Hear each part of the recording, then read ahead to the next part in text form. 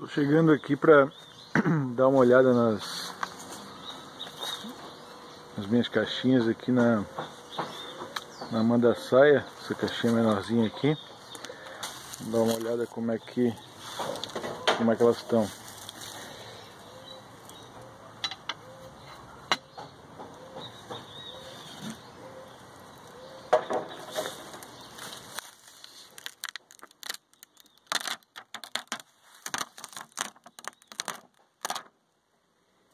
Essa caixinha aqui, ela é bem fraquinha. Ela é eu tenho ela já há meio ano,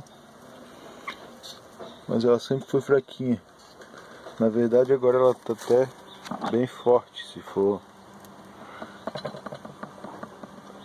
ver, comparar com ela com o início do ano aí, é que lá embaixo dá de ver que ela tem bastante abelha. Elas estão chegando aqui em cima, né? Então, olha, tem bastante abelha subindo aí. Essa abelhinha eu vou